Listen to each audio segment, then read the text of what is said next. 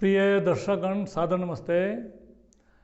आज हम जीवनी चालीसा के 20वें पात्र पर विचार करेंगे और ये 20वां पात्र भी ये विदेशी है, इसको आपने कम सुना होगा। इनका नाम है इब्राहिम।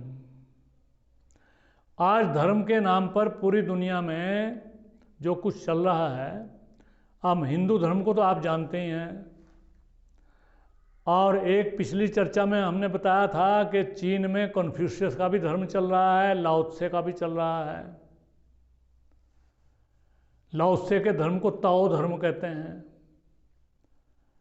और बुद्ध भी चल रहा है वहाँ। ये जो एशिया है, इसमें तो ज़्यादा तो धर्म यही चल रहे हैं, हिंदू, बौद्ध, कन्फ्यूशियस, लाओ त्से। लाओ त्से और कन्फ्यूशियस तो चीन में ही है और ये बुद्ध, हिंदू, ये सब जगह हैं। और इसमें आकर के ये और घुसड़ गए हैं मुसलमान और ईसाई पश्चिम में, पूरी एशिया में। लेकिन इससे पहले पूरी दुनिया में लगभग 2/3 ये ईसाई और मुसलमान हैं, 2/3 से भी ज़्यादा होंगे। तो ईसाई मुसलमान जो दोनों धर्म हैं, इनका मूल कहाँ से है, इसको समझने की आवश्यकता है। इनमें एक महापुरुष हैं इब्राहिम, जिनका आज हम चर्चा कर रहे हैं। वो इब्राहिम हुए। उन इब्राहिम ने आज से लगभग 4000 साल पहले, जब ईसाई भी नहीं थे और इस्लाम भी नहीं था और बुद्ध धर्म भी नहीं था, हिंदू धर्म तो था ही, ये तो सनातन है। तो उस समय इब्राहिम हुए और उन्होंने ये ईसाई मत और मुसलमान जो मत हैं, इनका मूल इब्राहिम है, इसको समझने की आवश्यकता है। और मैंने इसलिए इस क्रम का मैं इब्राहिम को लिया है कि इन दोनों का मूल ये है। इसने एक कहानी घड़ी कि इस दुनिया में, स्वर्ग में, जहाँ परमात्मा रहता है, अल्लाह रहता है, गॉड रहता है, उसने वहाँ मिट्टी का पुतला आदम बनाया और उसकी पसली से उसकी पत्नी को हव्वा को बना दिया। ये ईसाइयों में भी कथा प्रचलित है और मुसलमानों में प्रचलित है। और कोई ऐसी बात हुई कि उनको फिर धरती पर फेंक दिया, और धरती पर ये दोनों इसी सिद्धांत को मानते हैं।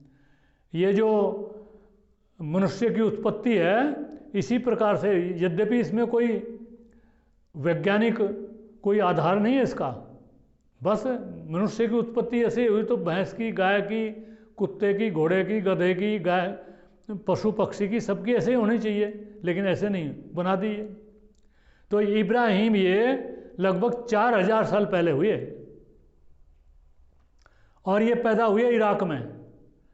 और इन्होंने फिर घूम घूम करके, 2 इनकी पत्नी थी, हाजरा और एक सारा। तो हाजरा से पैदा हुए इस्माइल और सारा से पैदा हुए इसहाक। तो जो इसहाक पैदा हुए, उनके आगे याकूब हुए, उनके आगे मूसा हुए, ईसा हुए। उनके तो मूसा ने यहूदी धर्म चला दिया और ईसा ने ईसाई धर्म चला दिया। इधर जो इस्माइल थे, इनको उन्होंने मक्का में, ऐसा बताया जाता है कि मक्का में छोड़ दिया। और इनकी आगे जो संतति चली, उसमें हज़रत मोहम्मद पैदा हुए। तो ये सारी दुनिया में भी बखेड़ा इस्लाम का, जो ईसाइयत का है, इसका जो मूल महापुरुष है जिसको वो मानते हैं, वो इब्राहिम है। और इन दोनों धर्मों को, यद्यपि ये मुसलमान और ईसाई एक दूसरे के कट्टर दुश्मन हैं, आज पूरा संघर्ष चल रहा है, लेकिन इन दोनों का जो साझा महापुरुष है वो इब्राहिम है।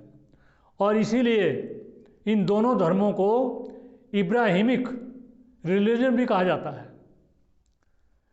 आगे नाम इब्राहिम लिंकन, जैसे अमेरिका के राष्ट्रपति हुए इब्राहिम लिंकन, आपने तो उन्हीं को इब्राहिम सुन रखा था, लेकिन वो इन्हीं के नाम पर इब्राहिम था। वो जैसे हम राम के नाम पर, कृष्ण के नाम पर किसी का नाम रख देते हैं, तो ऐसे ये इब्राहिम जो महापुरुष हुए हैं, इनका प्रभाव पूरी दुनिया में आज भी है।